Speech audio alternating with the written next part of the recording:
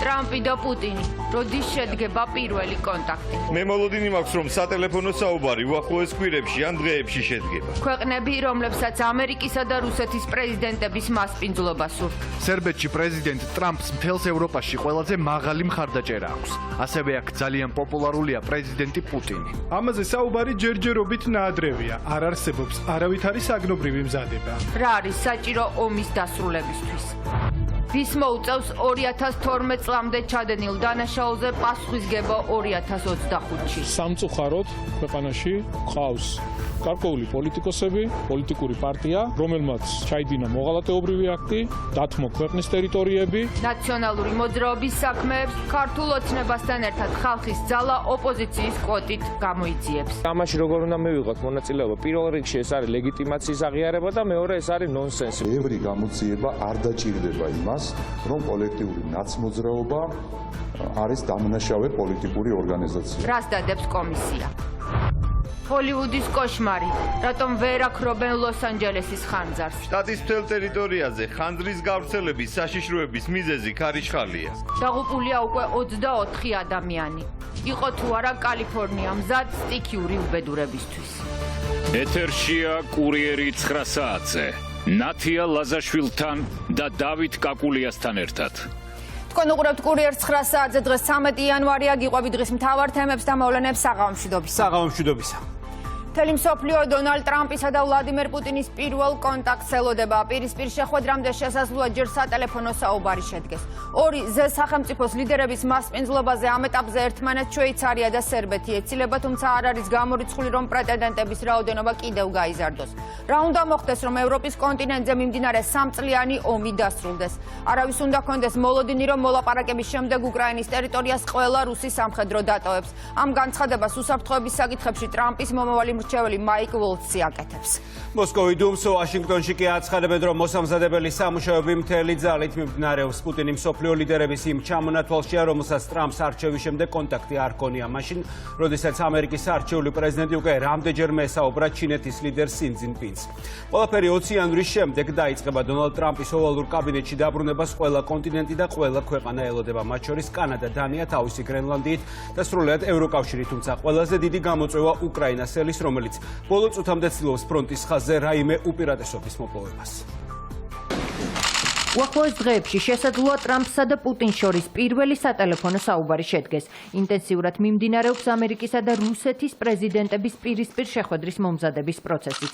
ტრამპის ადმინისტრაციის მომავალი მრჩეველი უსაფრთხოების საკითხებში მაიკ უოლცი ABC-ს ეთერში ამ შეხვედრისთვის მზადებას ადასტურებს. ამ დრომდე ურთიერთობის ზუსტი ჩარჩო დადგენილი არ გვაქვს. ამაზე მუშაობთ. მე მოლოდინი მაქვს, რომ სატელეფონო საუბარი მომდევნო უახლოეს დღეებში და კვირეებში შედგება. ეს პირველი ნაბიჯი იქნება და ამის მიხედვით ქმედებას დავიწყებთ. ჩვენ ცეცხლის შეწყვეტის ნახვა ნებისმიერ დღეს და ნებისმიერ მომენტში გსურს. ჩემი აზრით, ეს ორივე მხრიდან არაჩვეულებრივად პოზიტიური ნაბიჯი იქნებოდა. ეს საშუალებას მოგცემდა ჩარჩო ჩამოგვეყალიბებინა. რო გვექნებოდა გადაწყვეტილებებისთვის. ყველა მიცის, რომ ომი დიპლომატიური გზით უნდა დასრულდეს. არ ვფიქრობ, რომ რეალისტურია იმის თქმა, რომ უკრაინის მთელი ტერიტორიიდან ყოველი რუსის გაგდებას ვგეგმავთ. ტრამპსა და პუტინს შეხვედრის ადგილად ბელგრადს სთავაზობს სერბეთის პრეზიდენტი. ალექსანდრ ვუჩიჩი ამბობს, რომ მას შეუძლია უზრუნველყოს პრეზიდენტების მოლაპარაკებების უსაფრთხოების სათანადო დონე.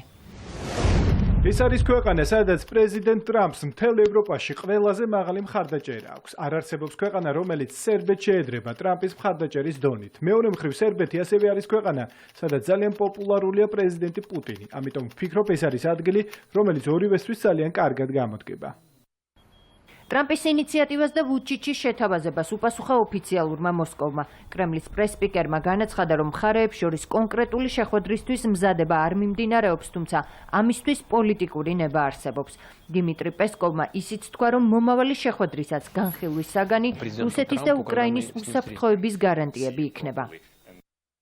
ბევრი ქვეყანა გვთავაზობს საკუთარ ძალისხმევას, სივრცეს გეოპოლიტიკური კონტაქტებისთვის, პუტინსა და ტრამპს შორის, თუმცა ამაზე საუბარი ჯერჯერობით ნაადრევია. არ არსებობს არავითარი საგნობრივი მზადება, არსებობს დეკლარირებული აღქმა და პოლიტიკური ნება. ამგვარი კონტაქტები ძალიან საჭიროა და მიზნობრივი იქნებოდა. ჩვენ ამ საკითხს ვაშინგტონში ადმინისტრაციის ცვლილების შემდეგ განვიხილავთ. სამშვიდობო პერსპექტივების ირგვლივ არსებული დისკუსიის ფონზე ფრონტის ხაზზე შეტაკებები არ წყდება. კურსკში უკრაინელმა სამხედროებმა ტყვედ 2 ჩრდილოეთ კორეელი ჯარისკაცი აიყვანეს. ვოლდიმერ ზელენსკი კიმ ჩენ ინს მიმართავს და სთავაზობს მათ გაცვლას რუსეთში მყოფ უკრაინელ სამხედრო ტყვეებზე. პუტინმა 3 წლის წინ ნატოსთვის ულტიმატუმებით და ისტორიის გადაწერის მცდელობით დაიწყო. ახლა კი ფხენიანის სამხედრო დახმარების გარეშე ბერძნებს. უკრაინამ მზადაა გადასცეს კიმ ჩენ ინს თავისი ხალხი თუ მას რუსეთის ტყვეობაში მყოფი ჩვენი ჯარისკაცების ჩრდილოეთ კორეელებში გაცვლის ორგანიზება შეუძლია. უდავოა, რომ ჩრდილოეთ კორეიდან კიდევ ბევრი სამხედრო ტყვე იქნება. რუსეთი უკრაინას მართვადი ავიაბომბებით და დრონებით ყოველდღიურად ესხმის თავს. ხოლო გასული კვირის განმავლობაში ოკუპანტმა ქვეყნის ქალაქებისა და დასახლებების მიმართულებით 700 რაკეტა და 600 დრონი გაუშვა. კიდევ ერთი მნიშვნელოვანი განცხადება, რომელიც დონალდ ტრამპის მომავალმა მრჩეველმა ABC-სთან ინტერვიუში გააკეთა, ეს არის ფრონტის სტაბილიზაციის მნიშვნელობა, რომლისთვისაც უკრაინამ წვევამდელთა ასაკი 25-დან 18 წლამდე უნდა დაწიოს. ამას ითხოვს ბაიდენის ადმინისტრაციას, თუმცა ზელენსკი დღემდე აცხადებს, რომ უკრაინას ომში არა ცოცხალი ძალა, არამედ დასავლური შეიარაღება სჭირდება. ახლა კიევისგან იგივე მოითხოვა ტრამპის ადმინისტრაციამაც, რომლის გამოც შესაძლოა ქვეყნის შიგნით სერიოზული პრობლემები შეექმნას ზელენსკის მთავრობას. 18 წლის ახალგაზრდების ომში გაწვევას არ ეთანხმება არც ყოფილი საგარეო საქმეთა მინისტრი დმიტრო კულება, რომელმაც ურჩია შულს, რომ ჯერ უმაღლესი დაამთავროს და შემდეგ მოიხადოს ვალი სამშობლოს წინაშე. ამის გამო კულება დღეს პაპუაშვილმა გააკრიტიკა. თბილისი კიევს იმ განცხადებებს ახსენებს, რომლითაც უკრაინა ომში ქართველი მოხალისეების გაგზავნას ითხოვდა. რატომ არ არის ომში თვითონ კულება ადამიანი, რომელიც ქართულ ხალხს ეკაჩებოდა ომში?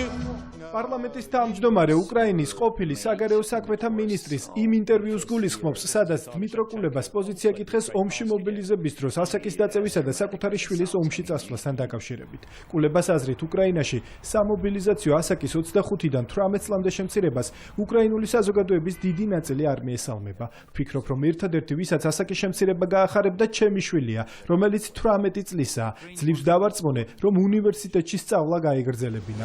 თქვა ინტერვიუს დროს დმიტრო კულებამ. უკრაინის ყოფილ მაღალჩინოსანს შალვა პაპუაშვილმა შეახსენა, რომ 2022 წელს სწორედ ის ითხოვდა საქართველოს ხელისუფლებისგან უკრაინაში ქართველი მოხალისეების ოფიციალურად გაგზავნას, რაც საკანონმდებლო ორგანოს თავმჯდომარის სიტყვებით ომში ჩართვის ტოლფასი იყო. ბატონი კულებამ საქართველოს მთავრობას მოთხოვნა ჰქონდა, რომ ჩვენ თვითმფრინავებით გაგვიგზავნა საქართველოს მოქალაქეები ომში.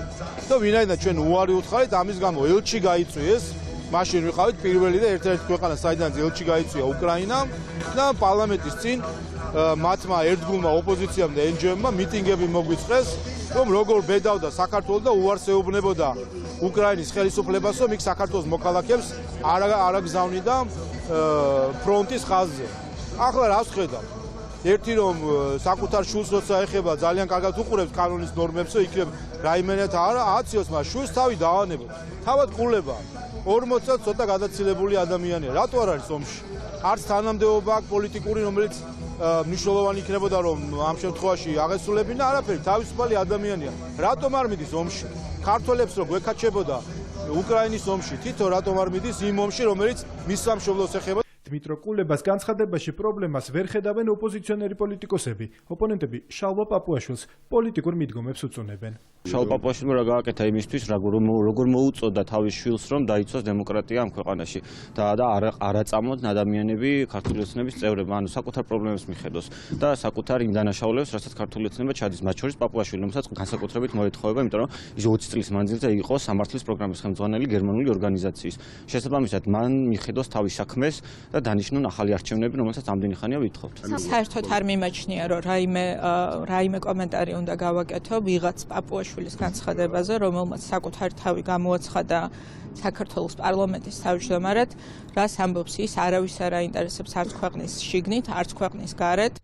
უკრაინის ყოფილი პირველი დიპლომატის მხრიდან ორმაგი სტანდარტი მიუღებელია მართველი გუნდისთვის. სახელისუფლებო პარტიის წევრების განმარტებით, კულებას განცხადებამ კიდევ ერთხელ დაადასტურა, რომ საქართველოსთან ომში მოხალისეების არ გაშვება სწორი გადაწყვეტილება იყო.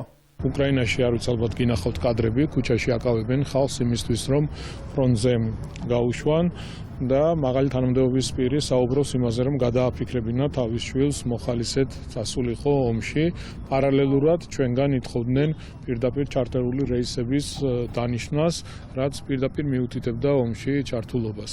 მე კიდევ ერთხელ მინდა ვისარგებლო შემთხვევით, მშვიდობა უსურვო უკრაინას, უკრაინელ ხალხს და ძალიან მძიმეა ის, რაც ხდება უკრაინაში. უკრაინელები საკუთარ შვილებს ბევრი არ უშვებდნენ ომში და ჩვენ მოგვიწოდებენ ომისათვის და პირიქით მათი დანილოვი იყო უშუალოდ საბჭოს დივანი. უშუალოდ საბჭოს დივანი მოგვიწოდებდა ქალები და ბავშვები შემოგვაშველეთო ისინი დაიხოცონ ჩვენ ქალებთან და ბავშვებთან ერთად და რომ არ გავაკეთეთ ამისთვის დღემდე დაჟის ცდილობა სანამ ომი დამთავრდება, სანამ ომი არ დამთავრდება კიდევ უფრო ზუსტად მანამდე ეს რისკი იქნება და ამ რისკის გამოსარიცხად ჩვენ ყველაფერს გავაკეთებთ. ამავდროულად ევროპაში პირველები ვართ ეკონომიკური ზრდის მაჩვენებლით, ამასაც ვახერხებთ და ამავდროულად ჩვენ სამშობლოს დავიცავთ მის დამოუკიდებლობა და სუვერენიტეტს. დმიტრო კულებამ უკრაინის საგარეო საქმეთა მინისტრის პოსტი 2024 წლის სექტემბერში დატოვა. ყოფილმა მინისტრმა ინტერვიუში თქვა, რომ ერთადერთი, რასაც მის 18 წლის შვილს თხოვს, უნივერსიტეტის დამთავრება, რადგან უკრაინელი ყოფილი მაღალჩინოსნის განმარტებით ფრონტის ხაზიდან დაბრუნების შემდეგ სწავლის დასრულება უკიდურესად რთული იქნება. ქართველების ჩხუბი აბუ-დაბიში დაკავებულია ერთი ადამიანი გიორგი გოგოლაძე, რომელმაც თებში ისროლა, თუმცა ფიზიკურ დაპირისპირებაში რამდენიმე პირი მონაწილეობდა. გავრცელებული კადრების მიხედვით კონფლიქტი აბუ-დაბის ერთ-ერთი სასტუმროს რესტორანში მოხდა. ვიდეოზე ჩანან ქართული ოცნების დეპუტატები ირაკლი ზარქვა, ვიქტორ სანიკიძე და გელა სამხარაული. მეორე მხარეს კი ლაშა გაბიტაშვილი, რომელიც არაბთა გაერთიანებულ საამიროებში ცოლთან ერთად რუსეთის მოქალაქე ოლგა ობრაზცოვასთან ერთად იმყოფება. დღევანდელ ფიზიკურ დაპირისპირებას წინ უძღოდა გუშინდელი ინციდენტი, რა დროსაც ლაშა გაბიტაშვილმა სიტყვიერი შეურაცხყოფა მიაყენა ირაკლი ზარქუას.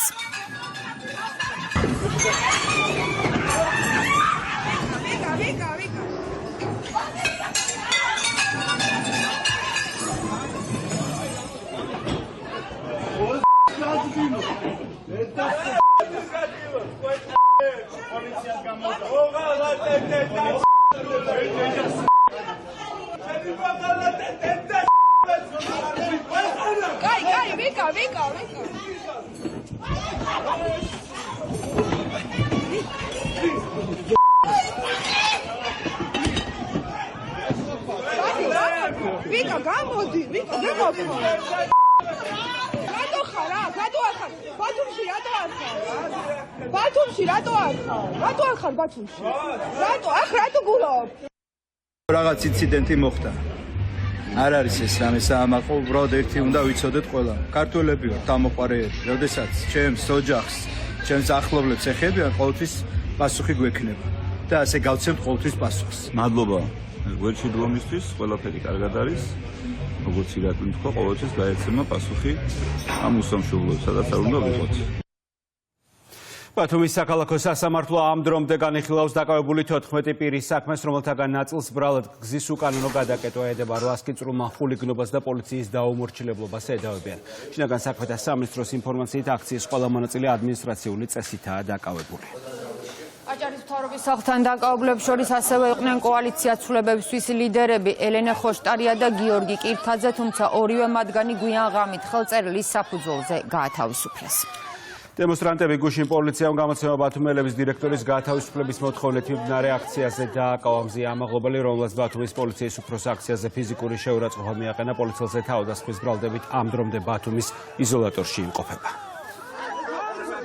მათ ედავებიან გზის უკანონო გადაკეტვას, თუმცა რეალურად ამის დასტურებელი რეალური მტკიცებულებები ჩვენ ჯერ არ გვინახავს.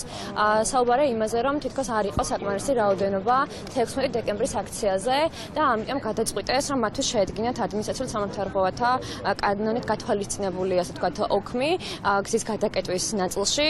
ფაქტობრივად ეს არის შეკრება მანიფესტაციის უფლების შეზღუდვა, გამოხატვის თავისუფლების შეზღუდვა. ბათუმში მომხდარი ინციდენტ სოციალურ ქსელში გამოეხმაურა თბილისის მერი კახა კალაძე მხარდაჭერას უცხადებს ბათუმის პოლიციის უფროს და ამბობს, რომ ფიზიკური შეურაცხყოფისა და ბულინგის კამპანიის მიუხედავად ირაკლი დგებუაძემ ყველა გამოწვევას ღირსეულად უპასუხა. ბათუმში მომხდარი ინციდენტს დღეს უმრავლესობის წევრებიც გამოეხმაურნენ.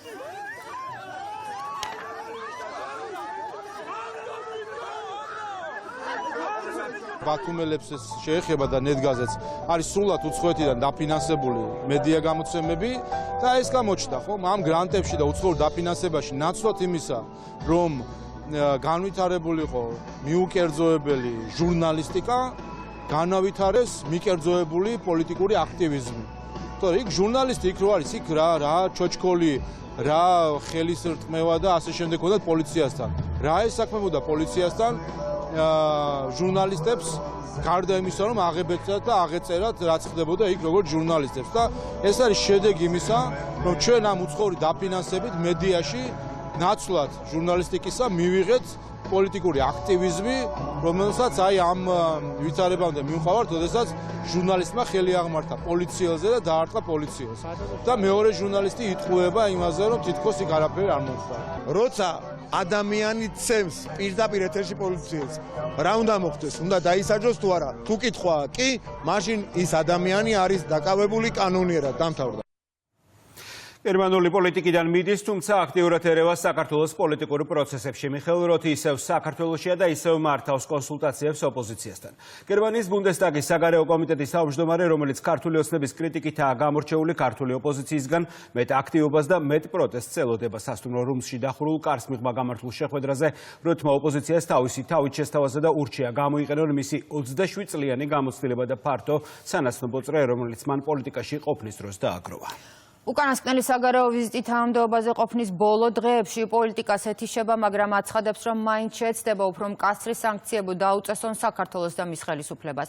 მიხეილ როთის მორიგ ვიზიტს ქართული ოცნება ოპოზიციისთვის გადაგდებულ მაშვალ რგოლს უწოდებს და იმ დესტრუქციულ როლზე საუბრობს, რომლის გამოც გერმანელმა მაღალჩინოსანმა წინა ვიზიტისას საპატრიარქოს რისხვაც კი დაიმსახურა. ბუნდესტაგის საგარეო ურთიერთობათა კომიტეტის წარმავალი თავმჯდომარე ხვალ კონსულტაციებს უკვე არასამთავრობო სექტორთან გამართავს. ეს არის ნათელი მაგალითი, როგორი არ უნდა იყოს ევროპა. და ნათელი მაგალითი თუ როგორი არ უნდა იყოს ევროპული ბიუროკრატია და მართველი გუნდი მიხაილ როთის საქართველოში ვიზიტს კრიტიკულად აფასებს. გერმანელმა პოლიტიკოსმა, რომელიც მისი თქმით კარიერას ასრულებს, ერთ-ერთი ბოლო საქმიანი შეხვედრა ქართულ ოპოზიციასთან გამართა. სახელმწიფო პარტიაში ამბობენ, რომ ბუნდესტაგის საგარეო კომიტეტის წარმომადგენელი ყოველთვის მიკერძოებული პოლიტიკური ინტერესებით მოქმედებს და საქართველოში დესტაბილიზაციის აქტიური მხარდამჭერია. ყველაფერი მალე დამთავრდება მერწმუნედ, საკმაოდ საინტერესო პროცესები მიმდინარეობს სოფლიოში და დარწმუნებული ვარ ტრამპის ადმინისტრაცია ის განცხადებები რაც გააკეთა თუნდაც deep state-ის წინააღმდეგ რო ის დაამარცხებს იმ უბედურებას და საშინელებას რაც ხდება ევროპულ ბიუროკრატიაში. გერმანული პოლიტიკიდან წასვლამდე როთმა არ დამალა რომ ხელისუფლების წინააღმდეგ სანქციებზე აქტიურად იმუშავებს. ოპოზიციასთან შეხვედრის შემდეგ გერმანელმა პოლიტიკოსმა ტრადიციულად საქართველოში ახალი არჩევნები მოითხოვა. ვალდებულები ვართ ხმა ავიმაღლოთ, როცა დემოკრატია და თავისუფლება ზეწოლის ქვეშ არის. ასე რომ მართველი პარტიისთვის ჩემი გზავნილი მკაფიოა. ამ სიტუაციის დაძლევის ერთადერთი შანსი გაყალბებული არჩევნებისა და კონსტიტუციის დარღვევის შემდეგ ახალი არჩევნებია. ჩვენ ყველას ახალი არჩევნები, თავისუფალი და სამართლიანი არჩევნები გვჭირდება, რათა ნდობა აღვადგინოთ. ხელისუფლების წინააღმდეგ მიხაილ როთს ერთ-ერთ მთავარ მოკავშირედ ასახელებს ქართული ოპოზიცია. ხელისუფლების ოპონენტები არ მალავენ, რომ საქართველოს წინააღმდეგ ევროპული უფრო მკაცრი სანქციებია საჭირო, რომლის მიღწევაც მათი აზრით მხოლოდ გერმანული მხარდაჭერით იქნება შესაძლებელი. ქართველი ხალხის ბრძოლას ყველაზე დიდი მხარდაჭერა აქვს ჩვენი მთავარი პარტნიორებისგან და გერმანია მინდა ხაზი გაუსვა, რომ იქცა საქართველოს მთავარ სტრატეგიულ პარტნიორად სწორედ აი ამ ყველაზე ძნელ პროცესში, როდესაც დემოკრატია ხელყოფილია. როთი ალბათ დატოვებს მალე თავის თანამდებობას, მაგრამ ეს ხვალ ნიშნავს იმას, რომ მისი კავშირები წყდება. ეს არის ადამიანი, რომელსაც ეკავა წლების განმავლობაში ძალიან მაღალი თანამდებობა, ის არის მათ შორის ძალიან დაინტერესებული საქართველოში არსებული სიტუაციით და ზოგადად კავკასიის პრობლემებით და ის აპირებს, რომ მათ შორის ამ მიმართულებით გააგრძელოს მუშაობაში. თამამისად ძალიან მნიშვნელოვანია მისი ჩამოსვლა. მიხაილ როთისა და ქართული ოპოზიციის იდენტურ პოლიტიკურ მსოფლმხედველობაზე საუბრობენ საპარლამენტო უმრავლესობაში. კანონმდებლების თქმით, როთი ნაციონალური მოძრაობისა და მისი იდეური მოკავშირეების მთავარი მხარდამჭერია. სახელმწიფო გუნდის აზრით, როთი ოპოზიციის ერთობა ყველა პოლიტიკურ ბრძოლაში მარცხისთვის არის განწირული. გერმანული პოლიტიკიდან გარიყულ და გაგდებული ადამიანი ქართულ პოლიტიკაში რომ გვეტენება და ერთი რამით არის დაკავებული როგორმე დააპირისპიროს ქართველები ერთმანეთს და ლანძღოს ჩვენი ეკლესია, ნუ ეხლა ვინც მას ჩაეხუტება, ერთადერთ რამეს აჩვენებს და იზიარებს იმ მორალს, იმ შეხედულებებს თუ იმ პრინციპებს, რომელიც მას აქვს რომ დააპირისპიროს ხალხი და შემოაგდოს შუღლი ზოგადად ადამიანებს შორის. ერთი აგენტი სხვა აგენტებს უსაფრთხებს, ასე ვთქვათ, ხარს უჭერს, უპარდეშკებს, მათ სასარგებლო ენაზე რო ვთქვათ, ორივე ენაზე ვთქვი, რომ ვიღაცამ რაღაც არ მოახერხოს საგასპეკულირება, ანუ ქართულად ხარს უჭერს იმაში, რომ მათ შეინარჩუნონ მინიმალური მუხტი საქართველოში. მიხაილ როთი ქართულ ოპოზიციას მხარდაჭერას უკვე დიდი ხანია ღიად უცხადებს. გერმანელი პოლიტიკოსი საქართველოში საზოგადოებამ არაერთ ოპოზიციურ აქციაზეც იხილა. მიხეილ როთთან შეხვედრის შემდეგ ოპოზიციის ერთმა ნაწილმა რუსთაველის გამზირზე გადაინაცვლა პარლამენტის წინ ისევ საპროტესტო აქცია. დემონსტრანტები კვლავაც ითხოვენ ახალი არჩევნების დანიშვნას და დაკავებული პირების გათავისუფლებას. რუსთაველის გამზირი ცოტა ხნის წინ გადაიკეტა.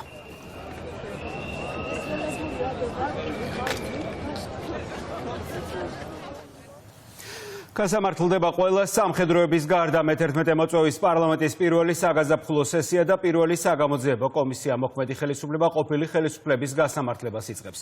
თუმცა სანამ საქმე პროკურატურას გადაეცემა, ორმა პარტიამ უნდა გამოიძიოს რა დანაშაულები აქვს ჩადენილი ნაციონალურ მოძრაობას. ერთი ქართული ოცნება, მეორე კი ხალხის ძალა, რომელიც საპარლამენტო კომისიაში ოპოზიციის კვოტით შევა. ის მოუწევს 2012 წლამდე ჩადენილ დანაშაულზე პასუხისგება 2025-ში 6 თვეში დასკვნა უნდა დაიდოს ყველა იმ პირზე, ვინც 2008 წლის ომის პოლიტიკურ გადაწყვეტილებაში მონაწილეობდა. ასევე ჩინოვნიკები, რომლებიც გასცემდნენ ბრძანებებს, ამ პირადად იყვნენ ჩართული პატიმრების წამებაში, პოლიტიკური ნიშნის ანგარიშწორებასა და ბიზნესის რეკეტში.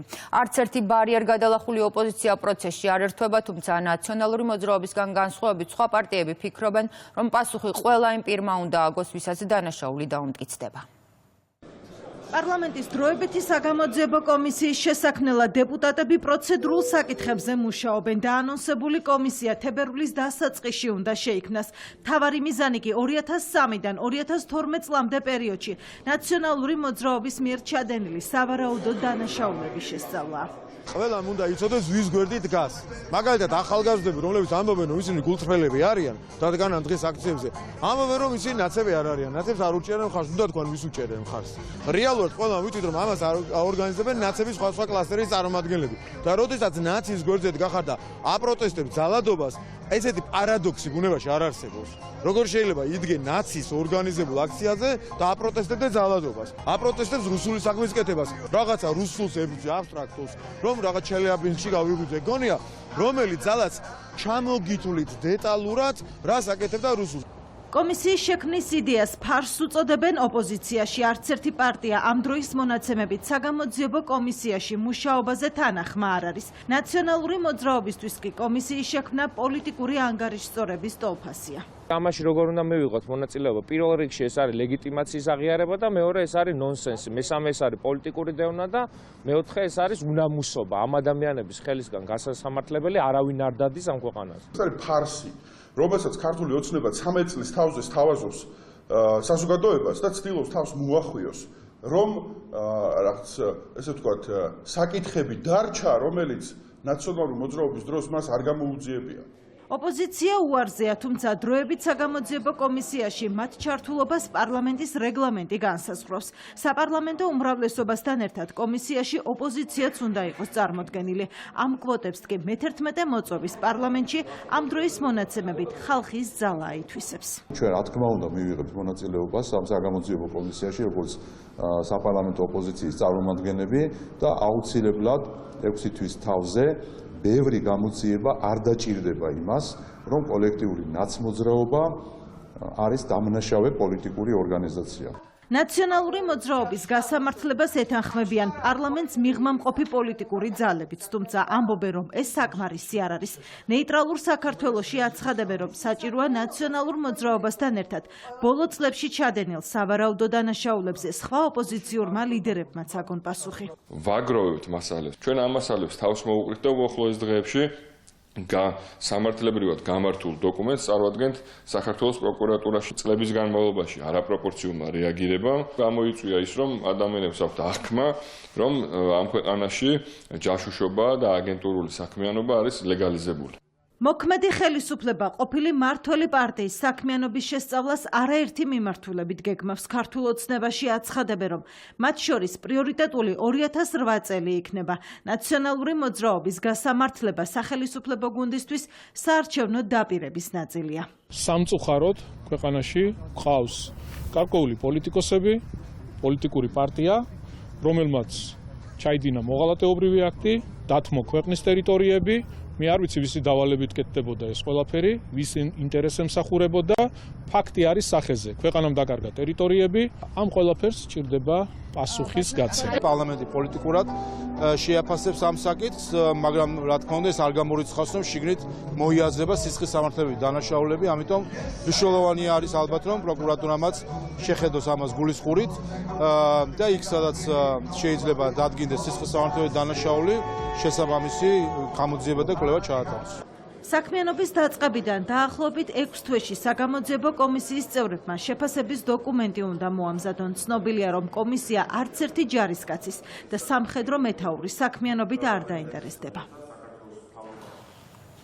ჰოლივუდის კოშმარი უკვე 1 კვირა გრძელდება. 2 ლოკაცია ჩააქრეს, თუმცა ხანძრის კედების სრული ლოკალიზება მაინც ვერ ხერხდება. რატომ ვერ აქრობენ კალიფორნიის ხანძარს, რომელმაც უკვე 24 ადამიანი შეიწირა. ვითარებას ისევ ართულებს ქარიშხალი, რომელიც ისევ ძლიერდება, თუმცა აღმოჩნდა, რომ ლოს-ანჯელესის შტატის ისტორიაში ყველაზე დამაგრევალ სტიქიას მოუმზადებელი შეხვდა. გუბერნატორი გამოძიებას ითხოვს, თუმცა წინასწარ უკვე ცნობილია, რომ შეერთებული შტატების სიდიდით მეორე ქალაქს, რომელიც წყნარ ოკეანეზე მდებარეობს, წყლის საკმარისი რესურსი არ ჰქონდა.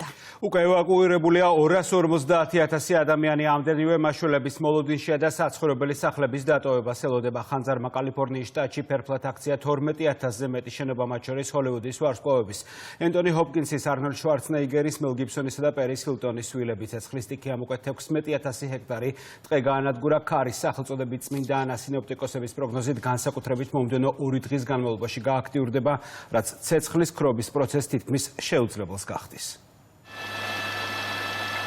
კალიფორნია სტიქიური უბედურების ზონაა. შტატს ისტორიაში ყველაზე მასშტაბური ხანძარი ანადგურებს. დაზარალებული რაიონებიდან ევაკუირებულია 180,000 ადამიანი. კიდევ 10,000 სავალდებულო ევაკუაციას ექვემდებარება.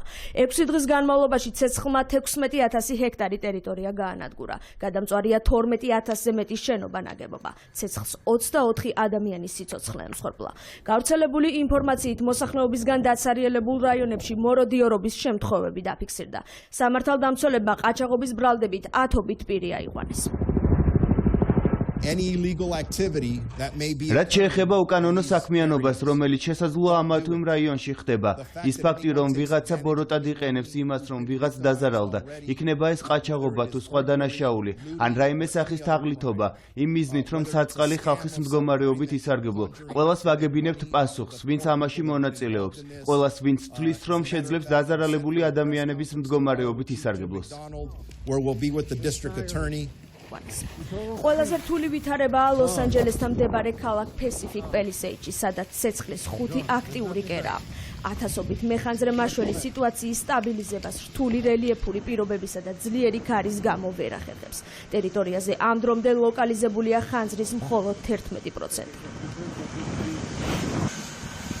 სპეციალისტები სტიქიის მასშტაბების ზრდას პროგნოზირებენ. ცნობილია, რომ ქარი, რომელიც რეგიონში ცეცხლის გავრცელებას უწყობს ხელს, მომდევნო 2 დღის განმავლობაში გაძლიერდება და საათში 96 კილომეტრს მიაღწევს.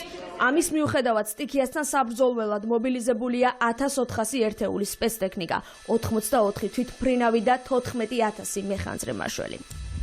გთხოვთ დარწმუნდეთ, რომ ლოს-ანჯელესის სახანძრო სამსახური თქვენს დახმარებას შეძლებს. შტატის მთელ ტერიტორიაზე ხანძრის გავრცელების საფრთხის მიზეზი ქარიშხალია, რომელსაც თან დაბალი ტენიანობა ერთვის. მინდა მოსახლეობა დაავარწმუნო, რომ ვაკეთებთ ყველაფერსაც შესაძლებელია და იმდენი ხანი ვიმუშავებთ, სანამ ბოლო ხანძარი სრულად არ ჩაქვრება. ზარალის ოდენობის სრულად დადგენა მხოლოდ ცეცხლის ჩაქრობისა და გამოძიების შემდეგ მოხერხდება, თუმცა წინასწარი შეფასებით ციფრი 150 მილიარდ დოლარს ხდება. კლიმატის გამო კალიფორნიის შტატში ხანძარი საკმაოდ ხშირი მოვლენაა. სპეციალისტების შეფასებით ის, რაც ლოს-ანჯელესში ხდება, ბუნებაზე ადამიანის ზემოქმედებით გამოწვეული კლიმატის ცვლილების შედეგია. წლის დასაწყისში საქართველოს კვლავ მაღალ ეკონომიკურ მაჩვენებლებს ინარჩუნებს საგარეო სავაჭრო ბრუნვა 8%-ით გაზრდილი, რაც რიცხვებში 23 მილიარდ 429 მილიონი დოლარია. ბოლო 11 თვის მონაცემებით განსაკუთრებული ზრდაა დაფიქსირებული ავტომობილების რეექსპორტის სფეროშენადნობების, ღვინისა და მინერალური წყლის ექსპორტში. მთავრობის ეკონომიკური გუნდი არსებულ მონაცემებზე დაყრდნობით 2025 წელს ქვეყნის ეკონომიკის 9%-იან ზრდას ელოდება, რაც ევროკავშირის მასშტაბითაც ერთ-ერთი ყველაზე მაღალი მაჩვენებელი იქნება. 2024 წლის მონაცემებით საქონლის საგარეო ვაჭრობის მოცულობა დაახლოებით 23.4 მილიარდი ამერიკული დოლარია. საქართველოს საგარეო ვაჭრობის მაღალ მაჩვენებელს ინარჩუნებს ოფიციალური მონაცემებით გასულ წელს სავაჭრო ბრუნვა 8%-ით გაიზარდა. განახლებული სტატისტიკა საქსტატმა გამოაქვეყნა 7.8%-ით არის გაზრდილი ექსპორტი. იმპორტის მაჩვენებელი კი 8%-ზე მეტია. მაჩვენებელი გაზრდილია წინა წელთან შედარებით 8%-ით, რაც შეეხება ექსპორტს, აქედან 6.5 მილიარდი დოლარი შეადგინა ექსპორტმა და ის გაზრდილია 8.1%-ით, ხოლო იმპორტის მაჩვენებელი თითქმის 17 მილიარდი დოლარია და გაზრდილია დაახლოებით 7.8%-ით. 11 თვის მონაცემებით შეგვიძლია ავიმსჯელოთ, სასაქონლო სტრუქტურაში ყველაზე დიდი ზრდა შეინიშნებოდა მსუბუქი ავტომობილების რეექსპორტის, ასევე ფეროშენადნობების, ხურძნის ნატურალური ღვინის და მინერალური და მტკნარი წყლების ექსპორტის სასაქონლო ჯგუფებში. ბიზნესის სტიმულირებისთვის ხელშემწყობ ფაქტორებზე საუბრობენ მთავრობის ეკონომიკურ გუნდში, ამბობენ, რომ პოზიტიური მონაცემები მომდევნო თვეებში შენარჩუნდება. ჩვენი მოლოდინია, რომ საგარეო სავაჭრო ტენდენციები მომდევნო თვეებშიც გაგრძელდება, რაც პოზიტიურად აისახება ქვეყანაში ეკონომიკური ზრდის მაჩვენებლებზე.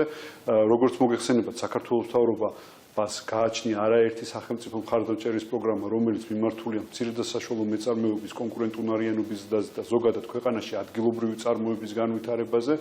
შესაბამისად, ჩვენი მოლოდინია, რომ მომდევნო თვეებშიც მაღალი იქნება ქვეყანაში ბიზნეს აქტივობა, რაც პოზიტიურად აისახება ეკონომიკური პარამეტრების გაჯანსაღებაზე და შემდგომში, რა თქმა უნდა, მოსახლეობის შემოსავლების ზრდაზე. ახალი მონაცემების გათვალისწინებით საქართველოს ეკონომიკის მზარდ პოტენციალზე აკეთებენ აქცენტს ანალიტიკოსები. ექსპერტების განცხადებით, საგარეო ვაჭრობის მაჩვენებლები საქართველოში არსებულ სწორ ეკონომიკურ პოლიტიკას უკავშირდება. გამოვყოფდი ორ ასპექტს. ერთ-ერთი ის, რომ ბრუნვის მიხედვით და ექსპორტის მიხედვით ჩვენ საკმაოდ მაღალი მაჩვენებელი გვაქვს. მარტო გასულ წელს 2024-ში წინა წელთან მატებამ ექსპორტში შეადგინა იმდენი, რამდენიც იყო მთლიანი ჩვენი საგარეო ექსპორტი 20 წლის. ვიღებთ მაგალითად საგარეო სავაჭრო ბრუნვის მოცულობის თანაფარდობას მთლიან ეროვნულ პროდუქტთან. საქართველოს აქვს საკმაოდ მაღალი მაჩვენებელი, თითქმის 14 პუნქტით უსწრებს საშუალო მსოფლიო გლობალურ მაჩვენებელს. ზოგადად საგარეო სავაჭრო ბრუნვა და მისი დინამიკა ითვლება ეკონომიკური აქტივობის ერთ-ერთ მნიშვნელოვან მდგენელად.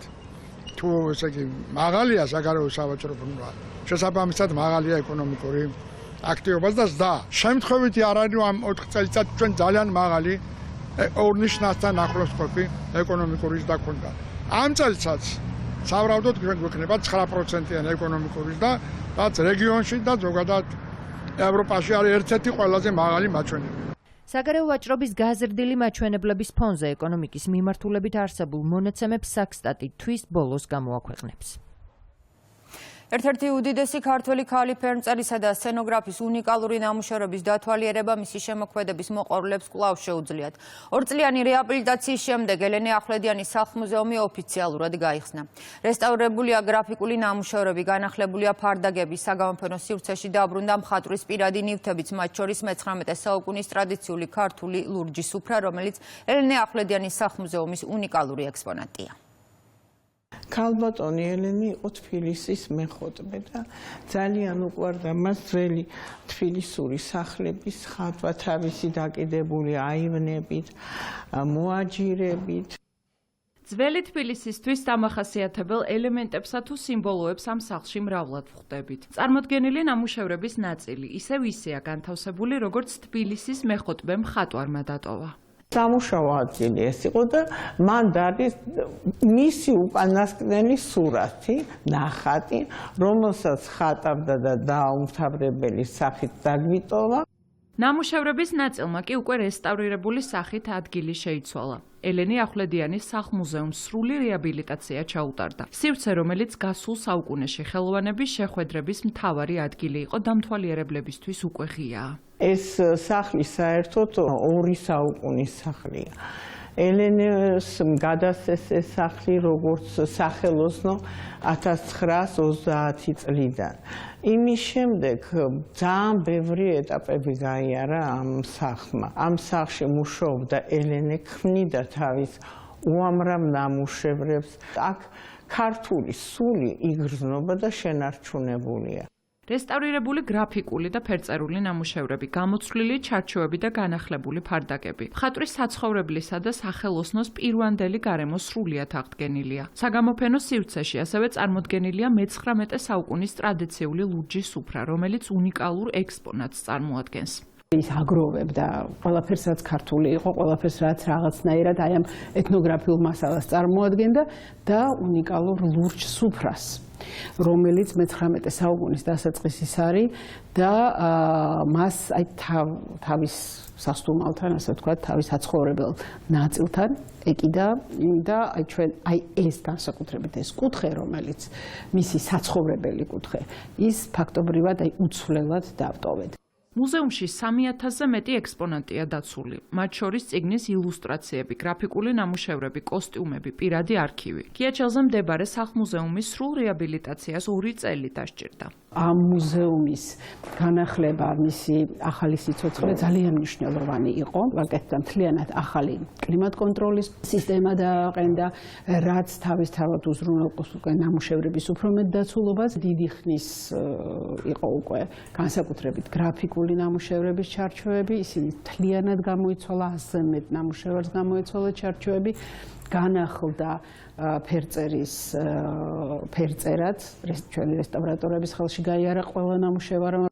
ელენე ახვლედიანის სახლ-მუზეუმი დამთვალიერებლებს უკვე მიიღებს. კურატორებს იმედი აქვთ, რომ ამ ადგილას კვლავ მოეწყობა საღამოები მსახიობების, პოეტებისა თუ მუსიკოსების მონაწილეობით. გურიაში კალანდა 2025 აღინიშნება ღონისძიებების სოფელ შემოქმედში ეთნოგრაფიული მუზეუმის ეზოში მიმდინარეობს. გურიაში დღესასწაულის აღნიშვნა კულინარიული მასტერ-კლასით დაიწყო, რაც ტრადიციული გურული ღვიძლის გამოწყობა და გემოვნებას გულისხმობს. ეთნოგრაფიული მუზეუმის ეზოში ასევე ადგილობრივი ნაწარმის გამოფენა, გაყიდვა და თეატრალური პერფორმანსები მიმდინარეობს. საღამო ქორეოგრაფიული ანსამბლის კონცერტი დასრულდება. კალანდას საპარლამენტო უმრავლესობის წარმომადგენლებიც დაესწრნენ.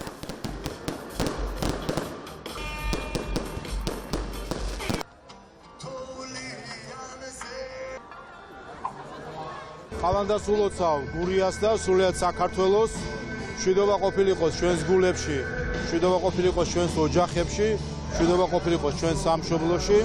2025 წელი ყოფილიყოს სიკეთის, კეთილდღეობის, ჩვენი ქვეყნის გამხლიანების მომდანი წელი. ულოცავ მთელს საქართველოს ეს ტრადიციები ნუმოშული იყოს და ჩვენი პროგრესული ხვალინდელი დღე ამ ტრადიციების გათვალისწინებით, ჩვენი იდენტობის, ჩვენი ქართული სულის, ქართული მენტალობის, ქართული იდენტობის გათვალისწინებით აგვეშენებიოს ყველას ერთად. ჩვენ აღვნიშნავთ სხვადასხვა ღონისძიებით კალანდობას, მოეწყო გამოფენა, გაყიდვა, სტუმრებს ვანახეთ გურული ტრადიციები, მოვიარეთ ყველა ის ლოკაცია, რომელიც გურულ ტრადიციებს უკავშირდება და შემდგომ უკვე გაიმართება კონცერტი და დაგვირგვინდება ულამაზესი ფოიერებით.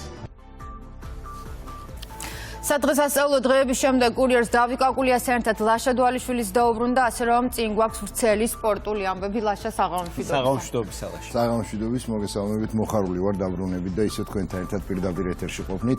2025 წელი განსაკუთრებული იქნება 17 წლის ვახტანგ სალიასთვის, რომელიც აგვისტოში ნიუკას შეუერთდება, როცა 18 წლის შესრულდება. მანამდე კი თბილისის დინამოს განკარგულებაში დარჩება. ქართველი ფეხბურთელი ახალი სეზონის დაწყებამდე მის მომავალ გუნდს ესტუმრა, სადაც მთავარ მწვრთნელს და ფეხბურთელებს შეხვდა, რის შემდეგაც საწვრთნელი ბაზას დაათვალიერა და ნიუკასლის მატჩსაც დაესწრო. ინგლისური კლუბის ოფიციალურმა ვებგვერდმა 17 წლის ქართველ ფეხბურთელთან ვრცელი ინტერვიუ ჩაწერა და მას სამომავლო გეგმებზე ესაუბრა, რომლის მიმდინარეობისას სალიამ აღფრთოვანება ვერ დამალა ნიუკასლის ხელთ არსებული ინფრასტრუქტურის ირგვლივ.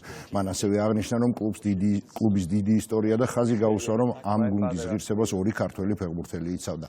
როდესაც პირველად გავიგე, რომ ჩემს მიმართ ინტერესი ნიუკასლ იუნაიტედს გაუჩნდა, ვერც კი დავიჯერე.